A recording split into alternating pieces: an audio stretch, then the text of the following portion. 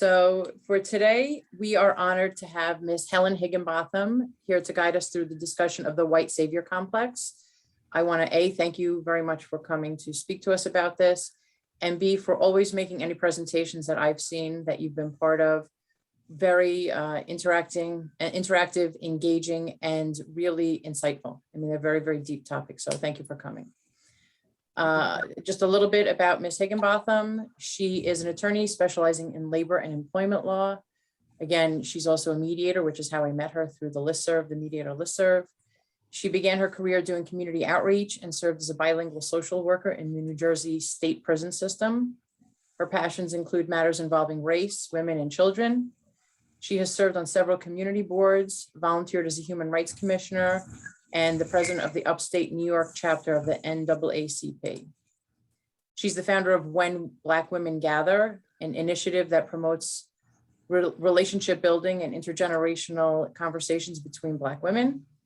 Ms. Higginbotham has lived in several states. She's traveled to several countries, and I didn't know this, and traveled to 6 of the 7 continents. She's worked in and studied internationally in Spain and in Ghana. She's a native of New Jersey, a graduate of Rowan University, Howard University, and Rutgers School of Law. And I always love Ms. Higginbotham's discussions, but I mostly love her tagline. When we have these deep discussions, she always reminds us that respect is going to be guaranteed, but comfort is not. So without further ado, I'd like to turn it over to Ms. Higginbotham and take it away. Okay, thank you. Thank you much. And I will ask if everyone can just mute themselves. Just sometimes there's a little bit of background noise and I don't want to miss anything that Ms. Higginbotham has to say. But obviously when you're ready to speak, unmute and then we'll go from there. All right, so I just wanted to say thank you all so much for the invitation. Liz is correct. I met her, I guess first on the listserv, and then you probably got to enter to one of my calls. I am the founder of When Black Women Gather, which is an organization for, I created it to provide for Black women a safe space for us to be able to come together and share intergenerational conversations and traditions and wisdom. We've kind of gotten away from that.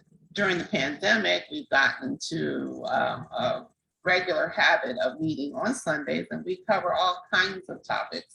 And on a couple of occasions, we have invited white women to come into our circle, as well as Black men and even white men, but I want to do a one-on-one with white men.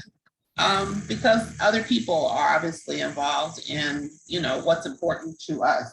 And they're a part of, we don't live in a bubble. We have to be able to interact with other people, so it's been really good conversations that we've had. And most of the conversations, as was indicated, deal with race, gender, for me, race, gender, and children. So those are the top topics that we talk about. So today, what we're going to talk about, and I'm going to try and share my screen. I usually will do really bad. Oh, it's disabled. That's okay. So I'll just talk. I will allow you. Sorry, I just have to turn it on. I will. Okay. So basically today, what we're going to talk about, the topic that you all received was, the white savior complex, intention versus impact. And why is that important? Because I think that, in terms of intention, first of all, let me say this is going to be an interactive conversation. So please just jump in and let's just talk. I want to have I call them inorganic conversations that just kind of flow. And I'll guide, but jump in. And I want to give a shout out. I see some of the women are here from When Black Women Gather. So thank you all for coming, and thank you now for inviting me and welcoming my sisters here today.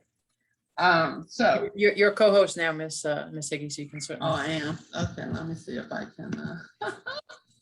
Let's see. So can you see my screen? Yes? Oh, okay. Okay, yeah. So we're going to have a conversation today, and I'm not going to keep this up because I really want to see everybody as we're talking. So I like the gallery view. But anyway, so today's conversation is, we're going to talk about the white savior complex, intention versus impact, and what does it mean to be a white savior? Why is it problematic? And how can we avoid perpetuating it? I start all conversations out with my rules of engagement. I call them Higgieisms, which Liz referred to. And the first one, when I have these conversations, the first thing that I emphasize every time is that respect is guaranteed, comfort is not. I think we're caught up in being comfortable for some reason. I'm not sure, but that's not how we grow. Respect is guaranteed because we're not going to, we can attack each other, but what does that gain us? So I can guarantee you in any conversation that I'm hosting that there will be respect. And then my next Higgieism is uncomfortable conversations are usually conversations that are necessary, and we're avoiding them for some reason. This conversation today is necessary because I think as the world is changing, people are being more introspective about what they do and how they do. So I'm really impressed that you all want to have this conversation. So thank you, Liz. And then this last one, Higgieism anyway, political correctness is not required. And my Higgieism is that politically, we are politically correct and socially polite liars. And what do I mean by that? I see you smiling, Liz. I think we just say what we think each other wants to hear. And we're politically correct. And everybody's trying to assume to the person that you're speaking to, what is it that they want me to say? And just say what you feel, what you think. That's how we're going to move beyond this thing and get to a better place, right? So I want you to be open and honest in this conversation. There will be no name calling, no bullying. There's no judgment here, and there's no such thing as a dumb question. So we will, respond in a way that's respectful to one another. So the first question, obviously, let's define what is a white savior?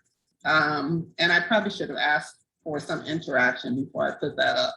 But anyway, we can expand upon it. So a white savior is a person who acts to help non-white people, but in a context which can be damning and perceived as self-serving. So I will tell you that I took the liberty, I'm going to stop sharing so we can talk a little. I took the liberty of adding in the damning part. So can we talk a little bit about, and you can't be shy in these conversations, right? Because it doesn't work if you all don't engage. So you can raise your hand. It's a small group, so it's very manageable. So you don't even have to raise your hand, just unmute yourself and speak. But what is your perception of white savior, and why do you think I say that it's damning? Anybody got any take on that?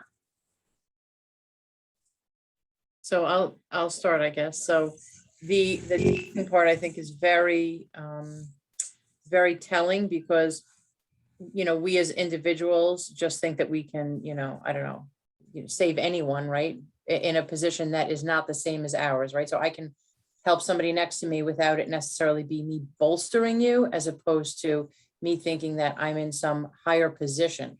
When we come from that position base, I think that's really where the damning part is, right? That I am here and you are here, so now I can help you, as opposed to we are here. How can we help each other? What resource can I give you to help you? And truthfully, what do you need? I need to hear what it is that you need, because a lot of times I think that I know what my kids need, or what my neighbor needs, or what Black women need, right? I know what you need, but do I, right? Did I really hear you? Did I listen? Did I understand? Yeah, I'm coming from my perspective, so it's uncomfortable. But it's does anyone else have thoughts on that? Or just how do you define the white savior? Who do you think the white savior is? Do you see yourselves as the white savior? I'd like to jump in, and I want to thank you for being here. I was really looking forward to this conversation all month. Well, I just think like in the context that I've heard it, and maybe it's not so much a definition, but I think it's something that especially amongst, I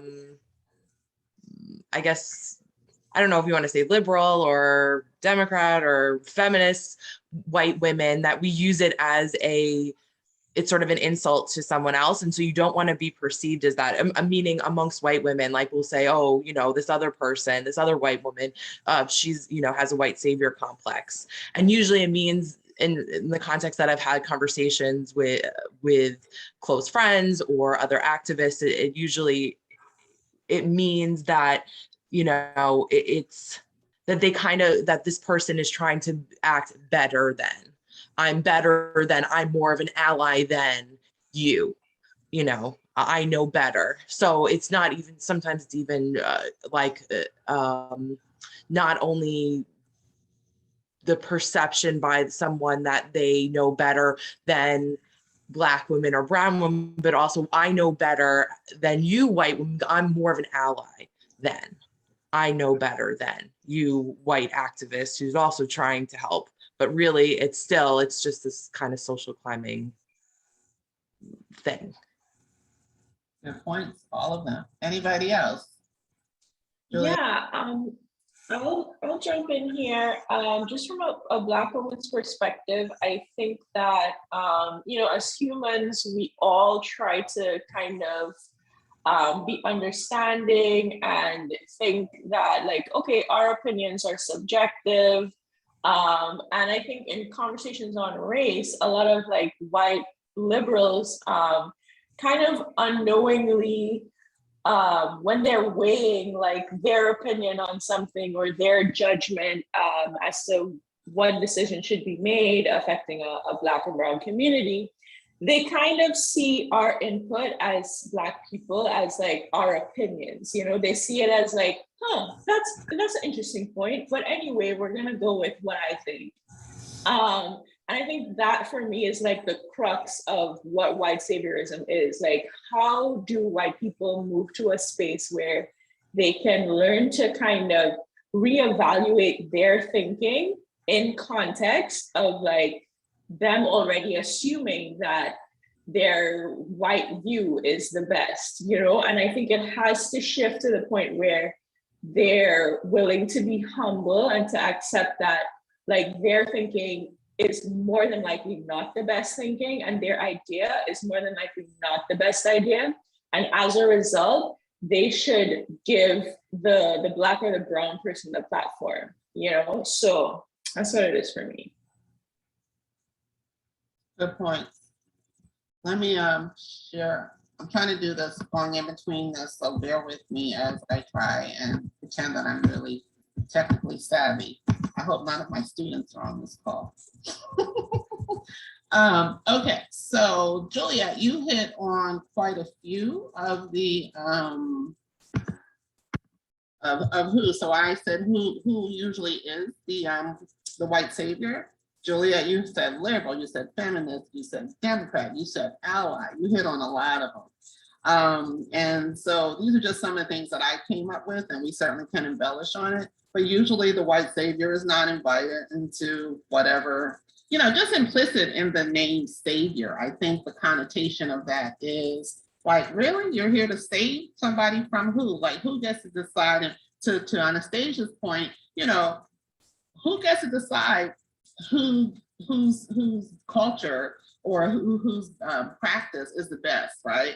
And this whole thing about the dominant culture, and that's who usually gets to decide, right? And I think what we're seeing now is that we have this thing called a melting pot, and I really would like us to talk about that. Like, is it a success or isn't it? I have a friend who calls it a failed experiment, and I embrace that because who gets to decide whose culture is going to call the shots? And so then we have the white savior who's a do-gooder. And I think this is an difficult conversation, I'll admit that, because I think that people probably really do, as Anastasia said, people probably really do come from a good place. But, it's like, what's your, and I think it becomes difficult, like if I'm really coming from a good place and I'm really wanting to help, and now I'm being questioned about what my motive is, but I really do want to help. How do I help, right? How do I ask the question so that someone can hear it? How do I offer my services without, invoking white privilege or the white dominant culture or whatever the case may be? Obviously, the white savior is entrenched in assumptions, and the assumptions that the white savior makes is that one, they have all the answers, two, that you have a problem, and three, that only only the white person knows how to fix it. And even though, we will put services into these communities, we haven't asked the community, what do you want? We're trying to fix something that maybe the community doesn't even think is broken. It just doesn't go in sync with, what you think should happen. Obviously the white savior comes from a matriarchal or patriarchal position, right? And that's rooted in slavery. That we were not able as Black people, particularly wherever people were enslaved, right? That you needed to make all the decisions for them. And I think still we deal with a patriarchal situation here in the States. And then we have the white saviors encapsulated. They're so entrenched in their own way of doing things. They have tunnel vision when it comes to culture. And, they're not even, I hate to say too lazy, but they're not even interested in, looking at stereotypes. And it's just, this is the way they perceive people, and this is what I think you need, and this is what I'm going to do. So I think what's really telling, Julia, and maybe you can expand on it, why you said the liberal. When did you come to realize that the liberal or the feminist, and usually Democrat, is also is perceived as non-white communities as the white savior?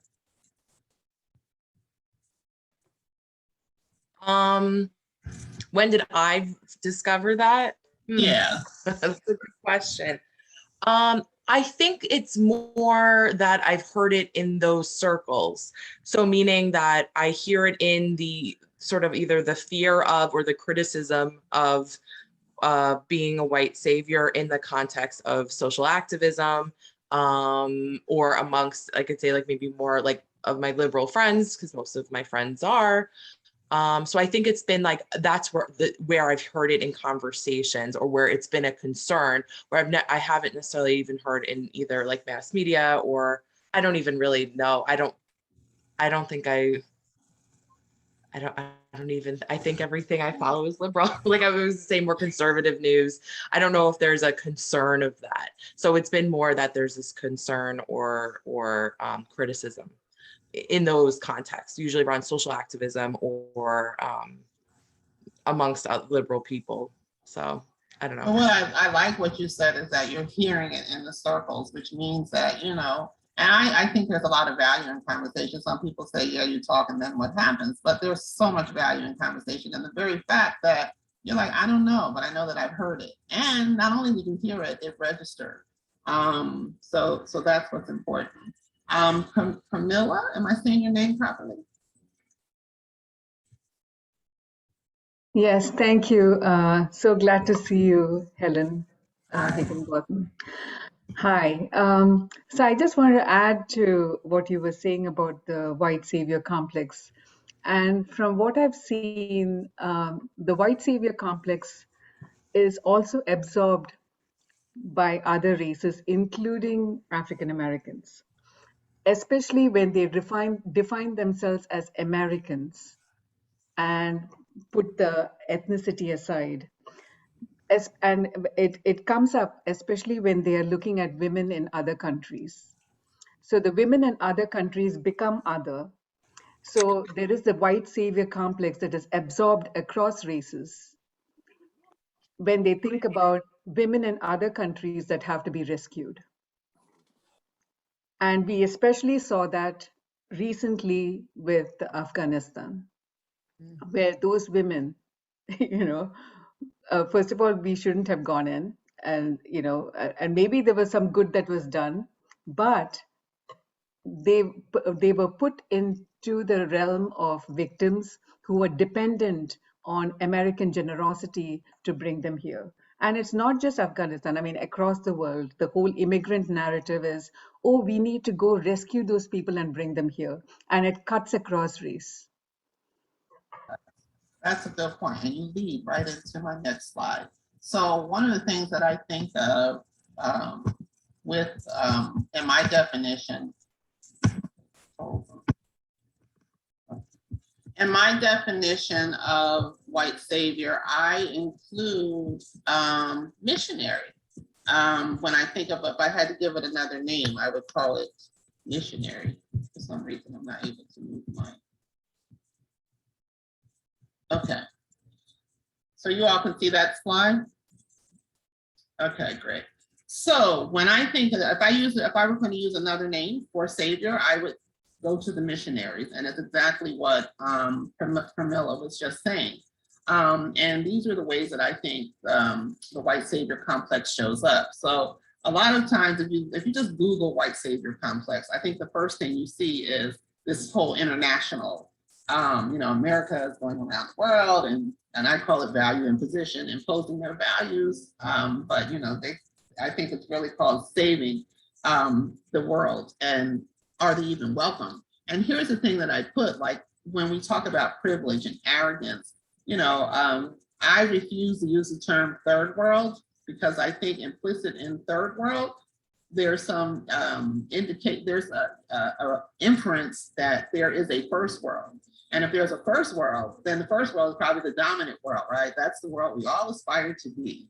So can I ask you all to please, when you hear people say third world, correct them and ask them to use, if they want to say lesser developed country or whatever, but yeah, the whole third world thing is that not only it makes the person from the first world feel some superiority or some preference for the way that they do things. And I think worse than that, also, we have people from the third world internalizing that that's what they are. So I just think like that. But anyway, so when we think of white savior, yes, people have gone around the world as missionaries or what have you, imposing their religion, their culture, and those kinds of things. I mean, I travel a lot, and there's nowhere you go. Everybody wants to be like America. Everybody wants to come to America, and I'm always trying to encourage people to embrace what you have in your own country. And like I remember meeting a young man from Haiti, and he said he literally believed that the streets of the United States were paved in gold. So we've done a great job at marketing who we are, but who are we really? So then domestically, how does it show up? For me, it shows up in education, which is huge, right? Because education impacts how you navigate all other aspects of your life. So if I can impede your education, or if I can shape what you believe, your education, then I have an impact. And what's happening right now with CRT, right? When we talk about critical race theory, we know that that's not really what they're upset about. What people really don't want to be taught is the truth of history. And I couldn't find an article, and I'll try and find it and send it to Liz later, because it's a professor, and she's given a lecture. It's on C-SPAN, and I just couldn't find it. But she's talking about how the Black schools, pre-integration, how the Black schools were just decimated. Black teachers were displaced, and it was all methodical. It wasn't by accident. You capture the minds of people, then you can put yourself in positions of, I'm the savior, I'm the teacher, I'm here to show you the better way. Charter schools, in my opinion, huge. Probably all schools, but certainly charter schools. When we look at these charter schools, they're young white people who are teaching, inner city kids, and these kids are looking to these people as saviors. And I have to question, what's your application pool? Are brown and Black people not applying to these schools? I'm not so sure. So it's about shaping the mind. Social work, community development, that's huge, right? I used to be a social worker, and maybe some of you, and I think being a lawyer is almost sometimes equivalent to being a social worker. But again, you're seen as the savior. You're showing up to save, the person. And I think if you're a good social worker, which is what I tell my students, I teach ethics to human service students, you're empowering. You're not doing everything for your client. You're empowering your client. You're listening to your client. And I think we don't do that. There's an assumption that we know what the client needs. And then what I find very interesting is when what is implemented is not successful, never does the savior look at themselves and say, maybe I was the problem. They always blame the population that was served when the program or whatever fails. But again, did you ask them what they wanted? And I talked about religion and missionary work. I don't know what the intent was, but what was the result of it? So we talk about intent and impact. The impact is that, Christianity is throughout, the world. And was that, and then as to Pramila's point, you're in different nations with different customs, with different cultures, but we're imposing, white people are imposing what they think that works for them. And another situation is philanthropy and nonprofits. And Anastasia sent me some good information on this. I had it on my list too, because I think that, one of the things with nonprofits, the leadership usually does not look like the population that it serves. How is that? Why is that? And even again, when you look at, who's applying for these jobs, philanthropy, these big organizations give money, but will they give the same amount of money to, is it some sense that they want a white person in charge to make sure this money is being disseminated as they wish, or that there's a lack of trust for the Black or brown person who maybe won't spend the money as they think fit? And then politics and government. White savior complex shows up in politics. Who are our politicians? You look at these major cities that have, largely Black and brown population, but who's the leadership? And how does that happen? And how is it that even sometimes when a Black and brown person is running against that person, they're not able to rise to the top? Because there's been, something in the psyche of even the Black and brown people to think that the white person is a superior candidate or has, the better judgment or more trustworthy or whatever. And then films, literature, and art, huge, huge. The white savior complex. How many films have you seen where at the end of the day, the person who saved the day, it's a white person?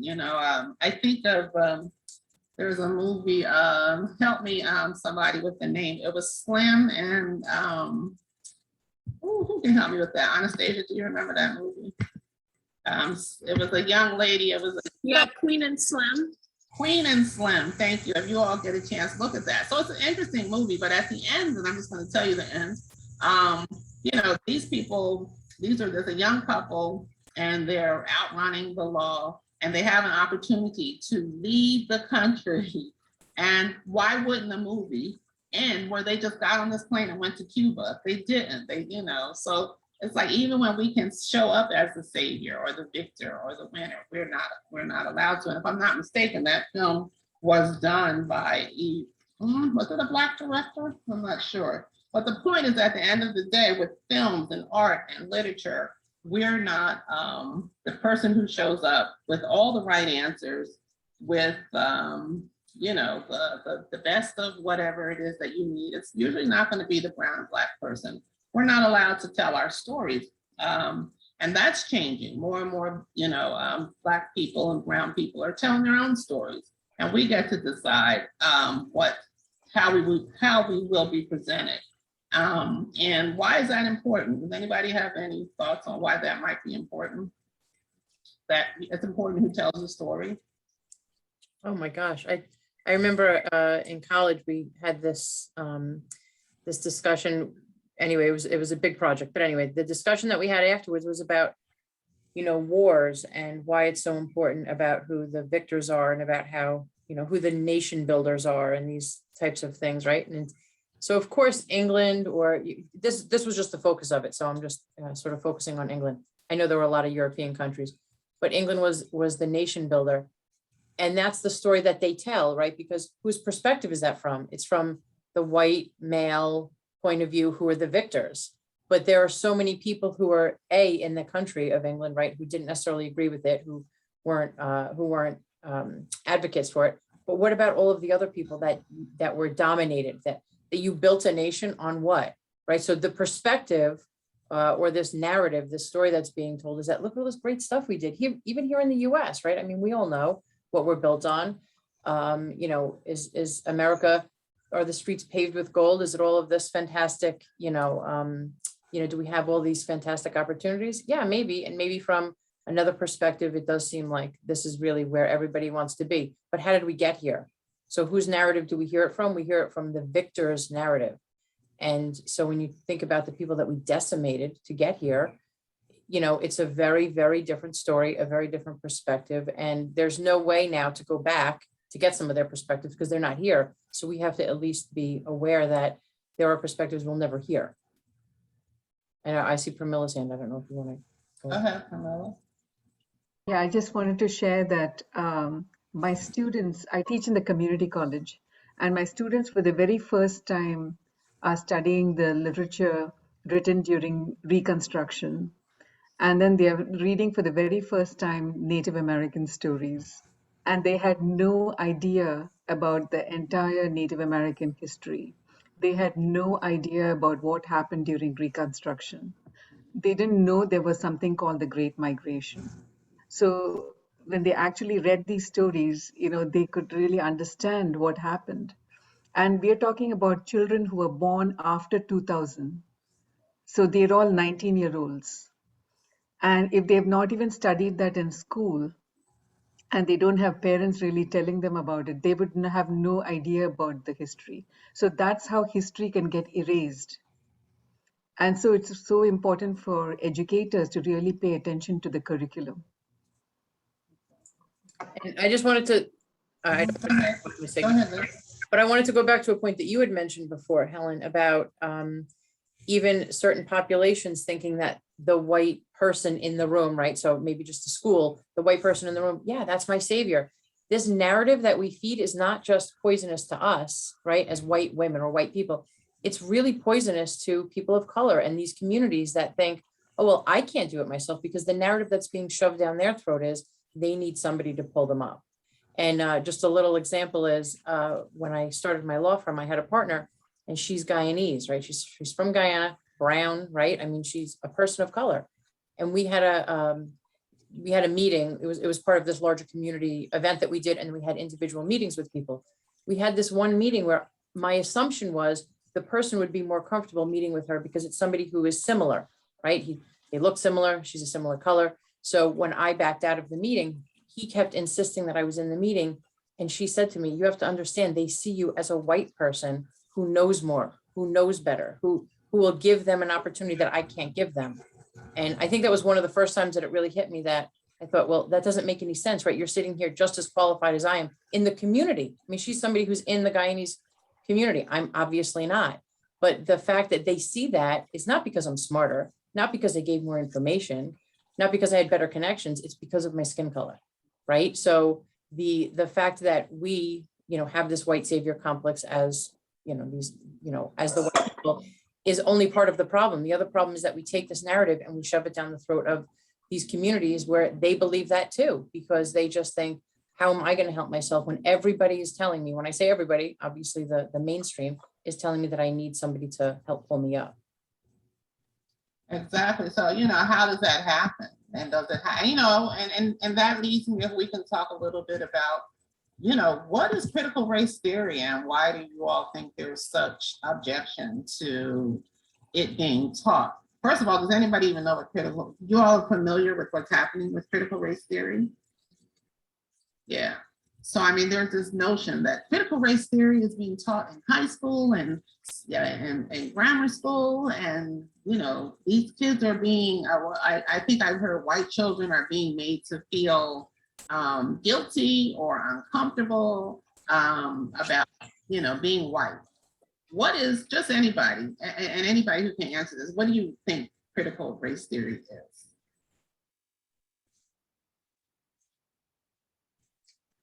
Oh, I didn't realize I was unmuted for a while. Oh my God, how did that happen?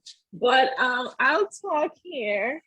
I'll say, recently I was so disheartened to see Condoleezza Rice come out and say that teaching critical race theory could make white kids feel bad. And I'm like, why are we dismissing the fact that for all of these decades, even centuries maybe, like what have Black kids and brown kids been experiencing at school, right? You hear these atrocious stories of like 5-year-old, 6-year-old Black girls, right, being arrested by the police, right?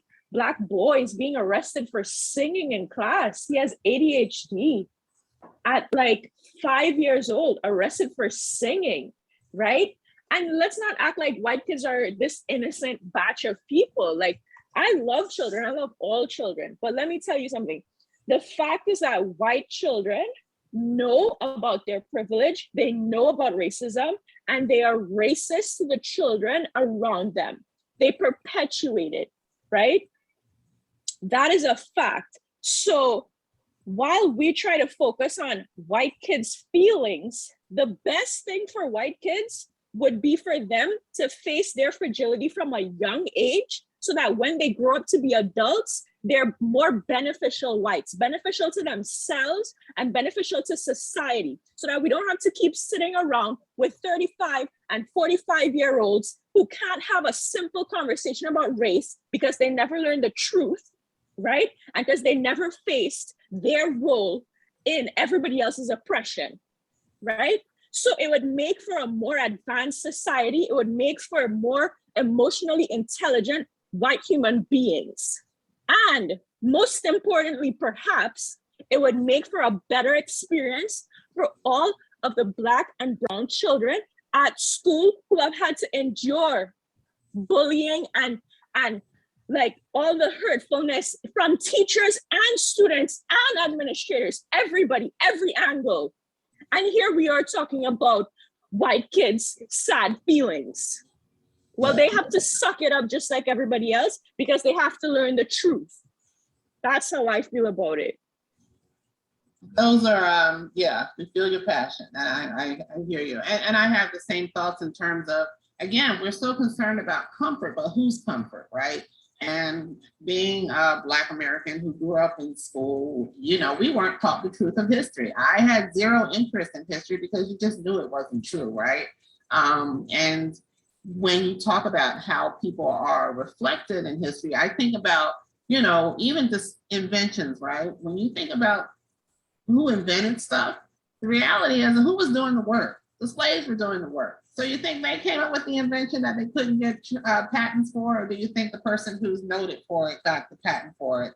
And these are things that, and so of course, let me go back to critical race theory. Critical race theory is a law school course. It has nothing to do with elementary school or high school. I never heard of it myself until I went to law school. And it literally teaches upcoming attorneys to look at the intersectionality between race and the law. That's what critical race theory is. But the reason it's being put out here in the public as though it's you know, something else, what they're really saying is they don't want to teach, don't teach Black history, don't teach Black history, don't teach the truth of America's history. And that's really what the objection is. And what's the fear of history? And to Liz's point, when you think about trying to reshape history, and even to Anastasia's point, I'm impressed that young people, when they start hearing these things, they want to know, like they're interested in hearing what is the truth of history. I think there is some resentment for some young white people that they've been misled.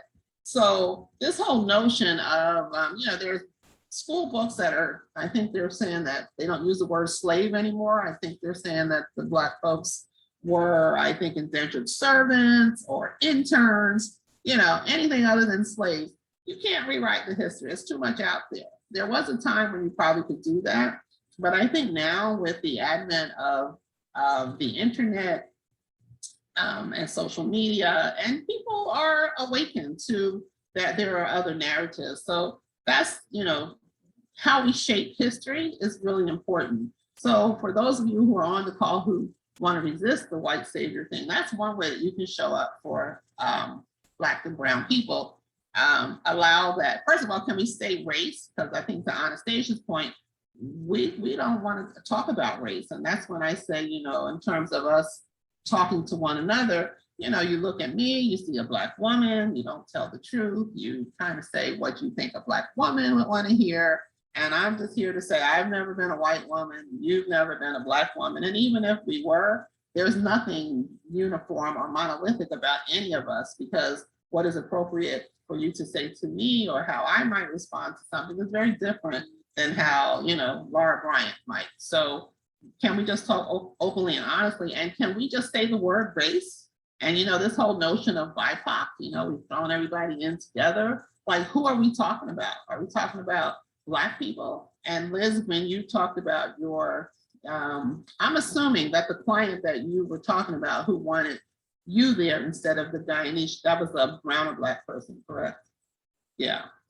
And that's, you know, how does that happen? And good for, especially in law, right?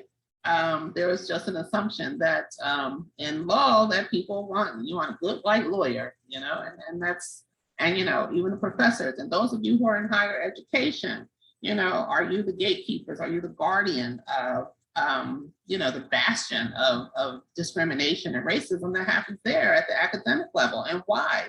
You know, can we sit down and talk about why? I posted in the link, I think you all may have heard of the Kenneth Clark doll experiment, where the children, Black children, are given dolls that are Black and dolls that are white, and, you know, far too often they are preferring the white doll. And that's because there's an indoctrination in the psyche of the white superiority, the white savior, and they want, you know, to play with the white doll. So that's one of the, you know, things that we need to look at.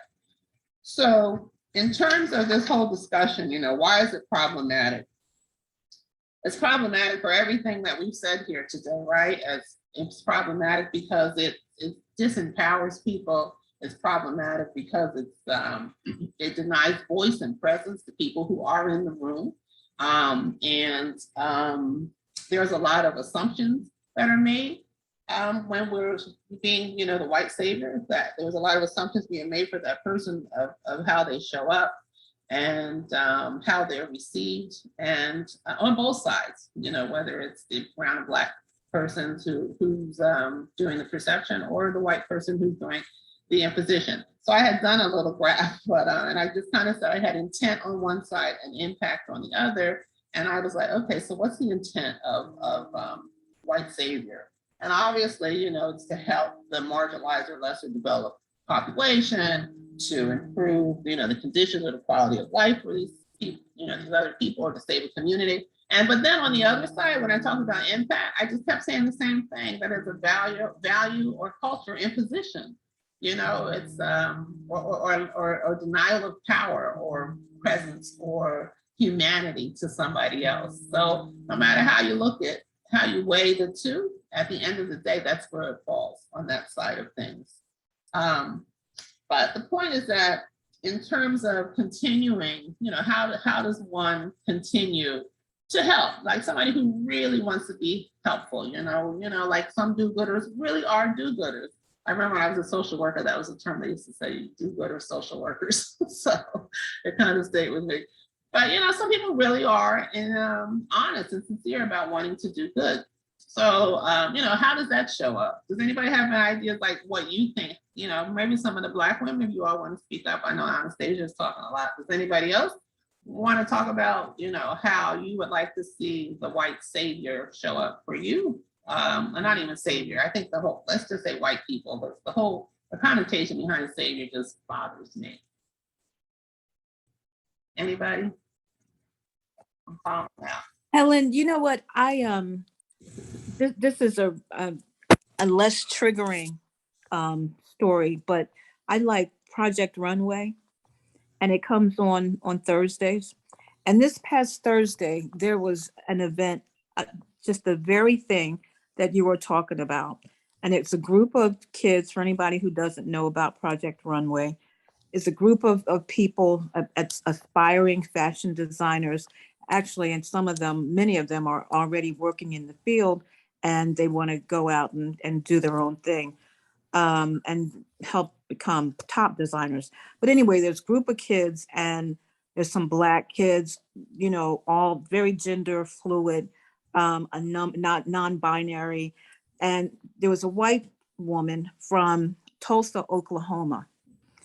And there was a Haitian guy, designer, and the two of them began talking. And he was saying, I'm working on this piece. I want to incorporate some of the symbolism from Haiti that's really important to me. I want to put it in this piece. This piece means a lot to me.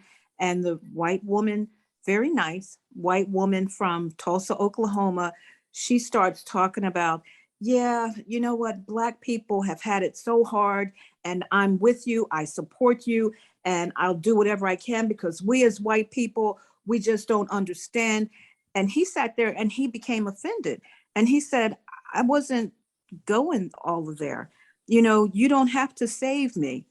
And I don't really know that she understood. But then later, fast forward to later in the episode, this Asian guy wants her Asian model because they only get models to work on their pieces. And he wants her Asian model. And then he's like, can I have your Asian model? Because I'm Asian, I'm designing this Asian piece, and I think it would best be explained on an Asian model. And then she gets offended and she starts crying and she says, oh yeah, because white people can't style for Asian people. And she ends up walking off the show. And so for me, that was a good example of the white savior. Sometimes we just don't need to be saved. We're just expressing the way we feel. And that doesn't mean that you have to save us. But, I hear that story with men and women too. Women tell their stories and the men want to come to the rescue and save. So so I thought that was an interesting thing in the context of what you're talking about today. A lot less triggering, but still it's there and it can come up in the most innocent ways. I like that story. And I want to ask if any of the white women can tell me what you heard in that story. What was problematic about it from your perspective? Or did you even find it problematic? Maybe not. Yeah, I think if I may, I think I heard that basically what we've been talking about. This woman was in a position of I guess superiority in her eyes, and she felt that she had to help this person, and because they were less fortunate, and so yeah, I think that's everything we've been talking about. But I think that in order to move forward and really be helpful, we each have to look at ourselves, and we have to get in touch with our own sincerity versus combined with our understanding and of our own tendencies, and try to go from that perspective, try to examine ourselves from that perspective. That but we have to, and also, sorry, with the other piece is awareness.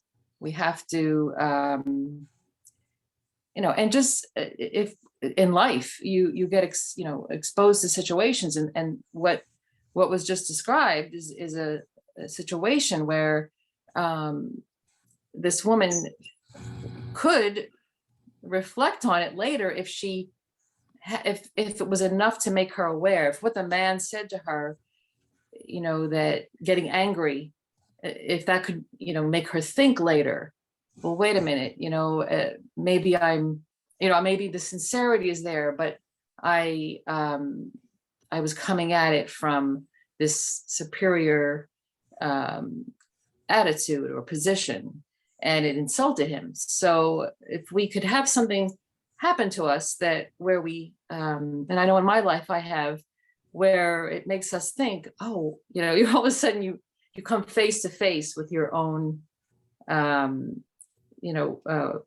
white whatever fragility, or that you didn't, all of a sudden it's like an awareness that you hadn't had before. And so it's what you do with that awareness that is important going forward. You have to continue to build on that and feed that instead of slipping back or ignoring that learning situation. So we need to use our own learning situations and be open-minded when they happen and we come face to face with them in order to grow and to be more sincerely helpful. If I'm making any sense. No, you are. Thanks. I mean, what came to mind for me too was the whole notion of cultural appropriation. I'm not sure if everybody knows what that means, but it's when, the dominant culture, like, remember, I don't, you guys are younger than me, I think everybody's younger than me. Bo Derek with the braids. And they were like, oh, Bo Derek's wearing braids. Like Black women have been wearing braids like since the beginning of time. Yeah. Yes, and so is that kind of, so it's the same kind of thing where I heard this woman saying like, oh, we can't design for Asians. Maybe you can, but guess what? An Asian probably can do it better than you, or an Asian, may be able to supplement what your ideas are. So to be, hostile and to walk off says what, so, and then we talk about white fragility, like, is now that we know that white fragility is a thing, when do we start dealing with white fragility for what it is, right? Like, it's not an excuse. It doesn't give you away. The whole thing with Karens, I'm sure we did a call where we talked with white women and we talked about the whole Karen syndrome, but that's another interesting, conversation. But like, there's an awareness that's coming. And I think when you have people who are opposing like critical race theory, they want to shut down all awareness, whether it's in the classroom, whether it's, white responsibility, whether it's, there's there's a thing that I someone told me, I was kind of quoted correctly. She was at a conference, and when it ended, they told them to, go out in the world and be as good as a mediocre white man. So we're hearing white men who are pissed about that whole concept of the mediocre white man. But what it means is that you can show up kind of, sort of, but everybody else, including white women. And white women, I say to you, when are you complicit in the oppression of you, right? So if you're feeding into all of this, if you're running the HR department and you know that they're paying women less or whatever, and you're rubber stamping that, when are we, whoever the marginalized community is, complicit in the oppression of ourselves? And these are the things that we need to start asking ourselves, whether you're Black, white, or what have you. We have some obligation, we have some responsibility to this too. Pramila, I see your hand again. Yeah, I just wanted to say that it is so much more difficult for a person of color to talk about race in any public place, rather than, say, for a white person to talk about race.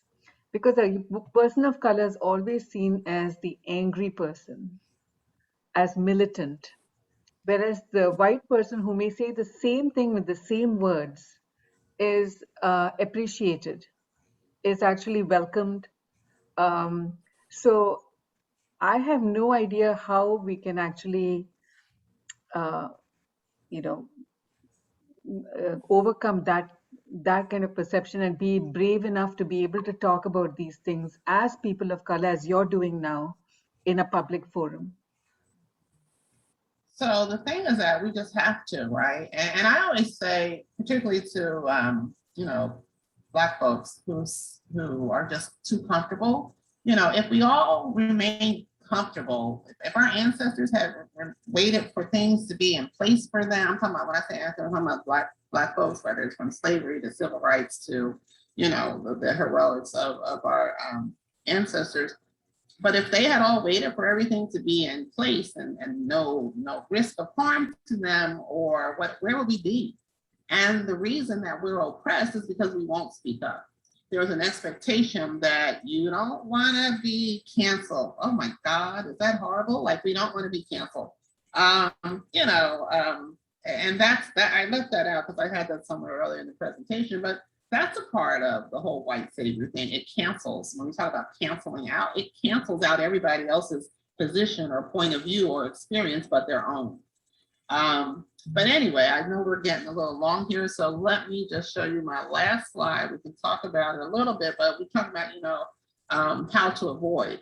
And I think, Donna, you guys are great. You're just like feeding right into the next slide for me. Where is it?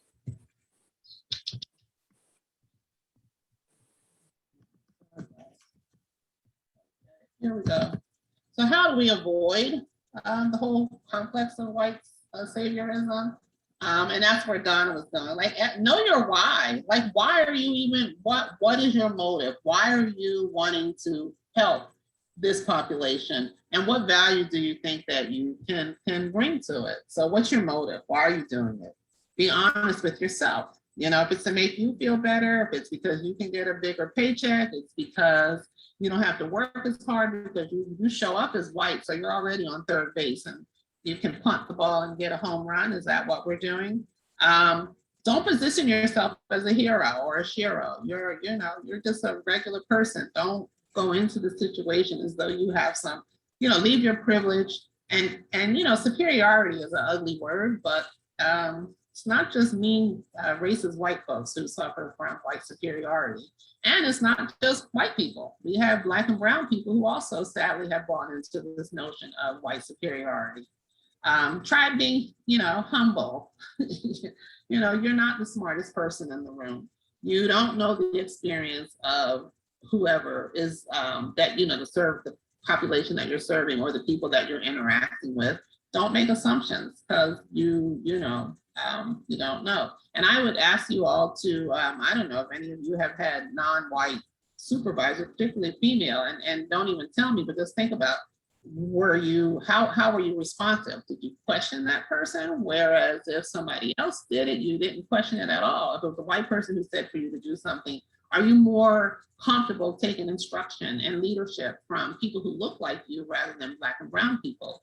And do you give Black and brown people a hard, especially in the workplace, do you give them a hard way to go?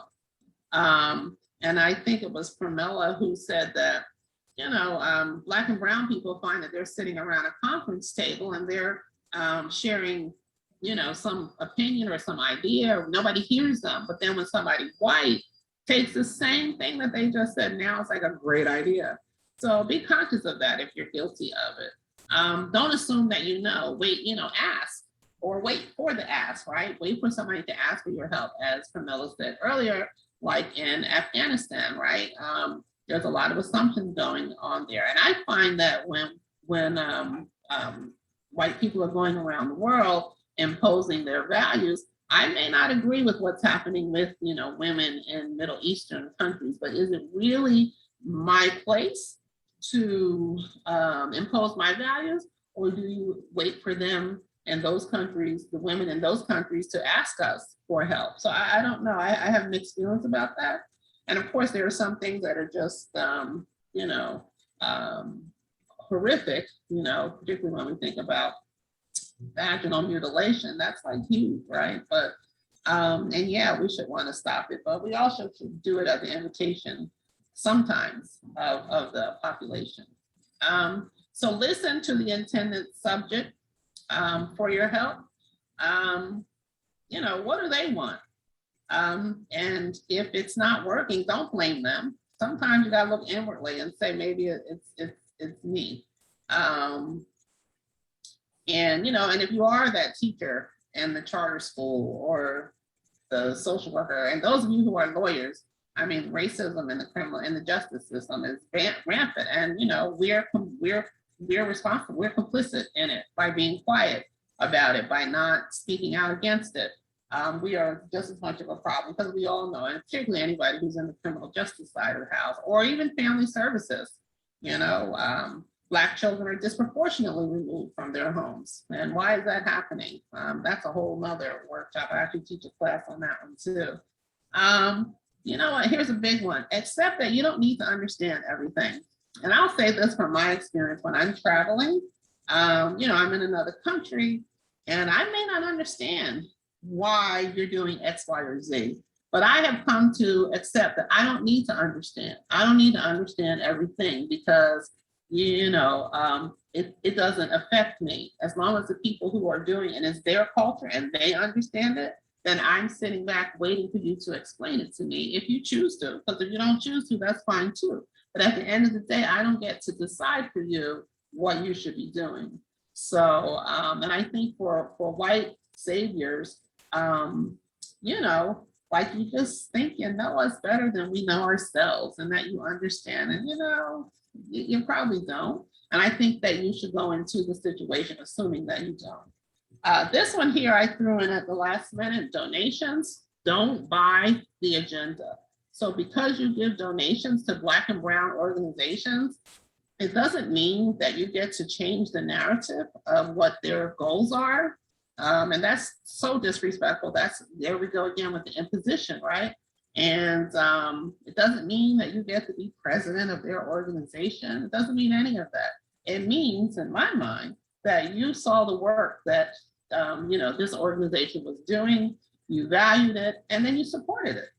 And so don't expect that things are going to change, or don't go into the situation expecting that you get to now dictate what will be the direction of whatever that organization is or whoever you supported. And the ultimate goal is not to be the savior. The ultimate goal is to empower people to be comfortable to just step into their world, and you can step into their world and respect that this is how they do things. If there's some way that you feel that you can enhance what you see they're already doing, then ask them. Don't, wait to be invited or ask them for their, can you offer assistance? And, give them credit for it and, help them help the community to do it, what's working best, but don't make assumptions that you know what they need to do. Even I tell my students, empower your clients. So if you can empower a community without reshaping it or imposing yourself on it, it's a beautiful thing. And that's a balancing act. So that's a hard thing. But are there any more questions before I close out? I have a question. Okay. I've been given the advice of, that we should, as white people, white women, white activists, use our privilege to make room for people who are not in the same position of privilege for whatever reason. And I'm kind of curious, is that good advice? Is that bad advice? And and if it isn't bad advice, where's the line between using your privilege to make room for others versus being a white savior? So that's, and again, that's going to be, the situational. And one example I always, I can think of off the top of my head is when during the Black Lives Matter situation, right after at the protest with George Floyd or whatever, when you talk about using their privilege, there were white people who got on the front line and, they knew that the cops weren't going to shoot them. They were not gonna run them over with a bulldozer or whatever was happening out there. That's a way that you use your privilege that as a way that, that's empowering. And, honestly, I don't have the answers because there are Black women who are like, I am not talking to white women anymore. I'm just over it. If they can't figure it out, they're just tired of the conversation. And I respect that too, totally. But I believe in the value of conversation, and the only way that we even get to move somewhere or to be able to entertain the question that you have, Juliet, is to have this conversation in a way that's non-judgmental, and that women feel that people feel that they can just ask the question. So I think it goes back to the ask, not to make assumptions, and hear people. If someone says to you, I am offended by you doing X, Y, and Z, or you made me feel such and such a way, when you don't cry, please don't cry. but don't get emotional. Don't hear them, give them the space to say that, and recognize that you don't have to understand everything, but you need to respect that this is what the person said. And Yeah. go ahead, Donna. Oh, I'm sorry. I just need to deal with something. Oh, okay. Yeah, but all this comes in time, Juliet. And, and when you meet people like me who are willing to have the ask, if you're in a work situation or if you're in a volunteer situation of some sort and you're like, I feel that I'm being misinterpreted, or if you just want to, gauge something before you do it, then use people like me and ask. And I'm going to tell you the truth, like, nah, don't say it like that, or don't say it at all, or maybe you want to say it like this, or, and maybe do some role playing back with you to let you know how it sounds. And then, the thing that always works is harder to do than say probably is to put yourself in the shoes of the person who you're trying to help and try and look at it through a different lens. Does anybody else, Anastasia, I know you have some input for that one. Is she gone? But anybody, however you can get the knowledge that you need so that you're doing it in a way that's not offensive. Because at the end of the day, you're not trying to offend anybody.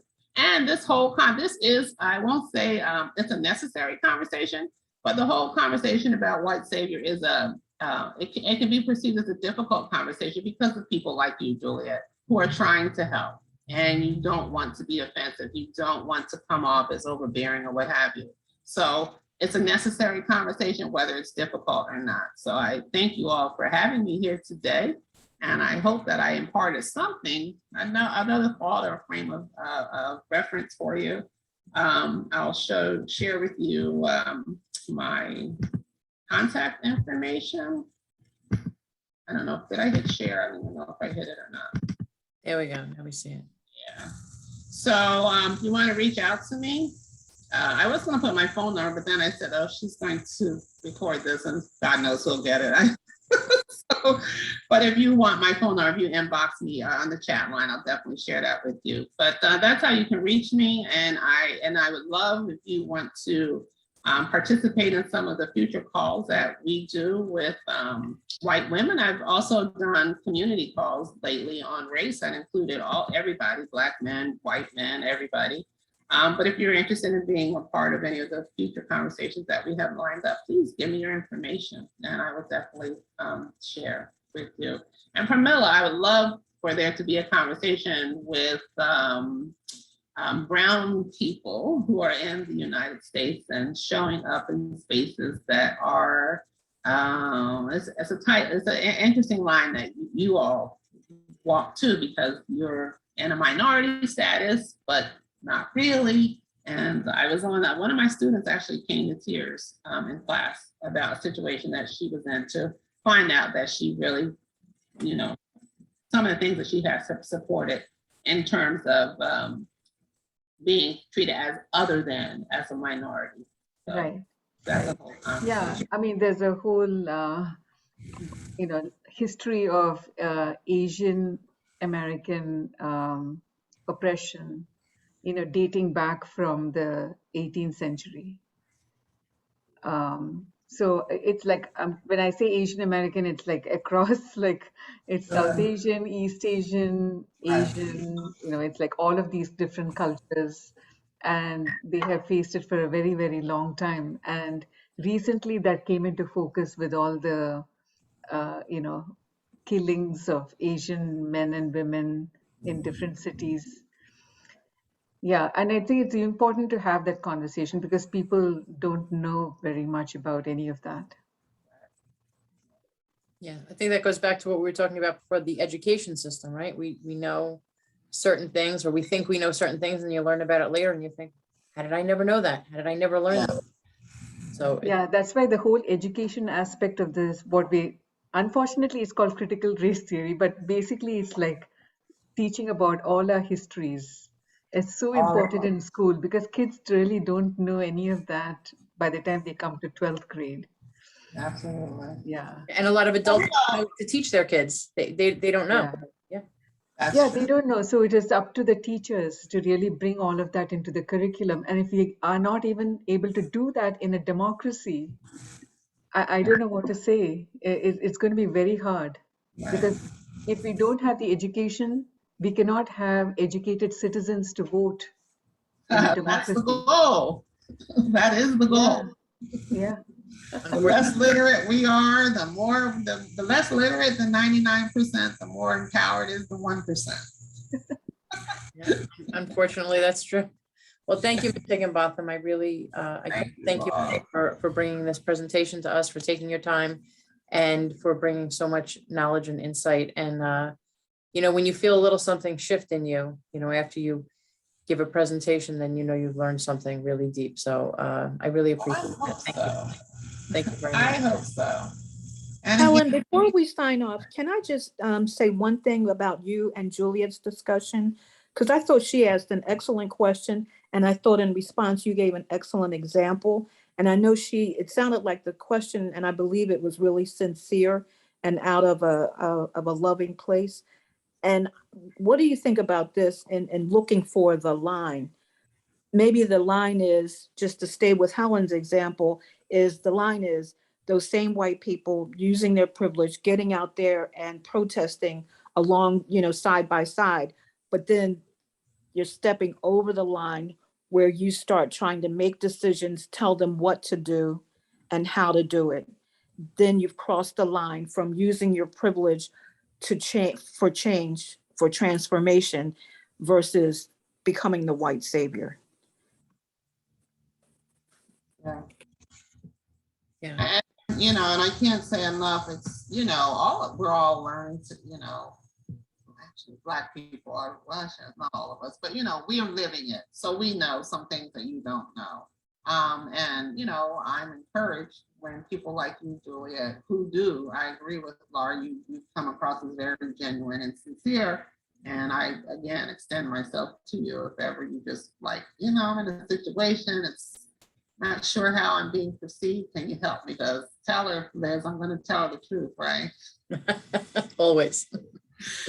Yeah, and not in an offensive way, because that's never my intent. My intent is, you know, I can be insulting, but then you can't hear me. So that's never my intent to insult anyone.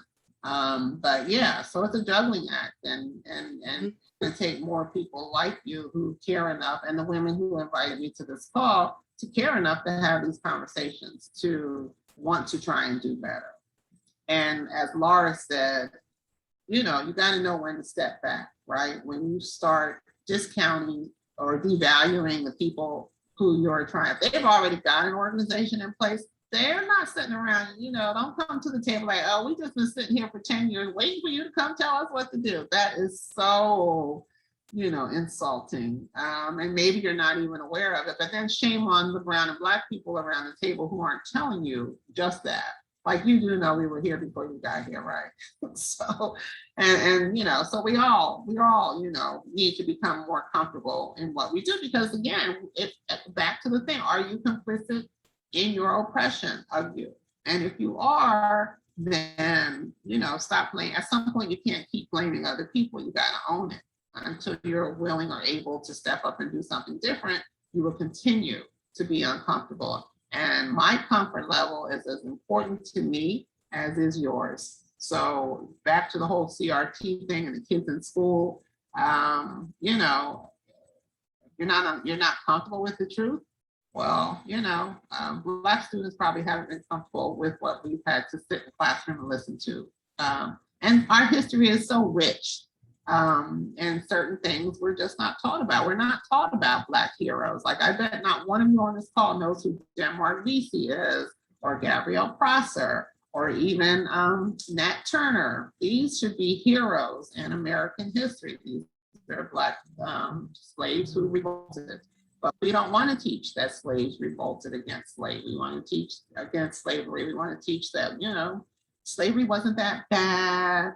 And America's not the only country that did it, but you know, Black people come in different shades because we were raped. Black women were routinely raped during slavery, and we had no voice. And do we have a voice now? For those of you who are attorneys, are not, Black defendants given different treatment in courtrooms, in the doctor's offices we're hearing about, even the opioid epidemic that just happened. For once, racism spared Black people. Doctors feel that Black people don't feel pain, so we were just lying when we said we had pain or needed, and they didn't give us opioids, but they gave, at the break of a fingernail, white folks got opioids, and now we have an epidemic. So we just got a lot of work to do. So again, I just thank you for the invitation. I welcome these conversations, and I hope that we can get to do this again. And certainly you're welcome to come to When Black Women Gather whenever you wish. Thank you again. And, just like Ms. Higginbotham said, keep the conversation going, right? If it's here, if it's somewhere else. Thank you again. Julia, did you want to have a parting remark? I see your hand up. Oh, no, I just wanted to say thank you. And I hope to continue the conversation. And I'm sure the chapter will, revisit this, especially with the history of now and the perception of now. So it's really important, I think, that we have this conversation and continue having this conversation within now. Definitely. Thank you again so much. I'm going to stop recording now.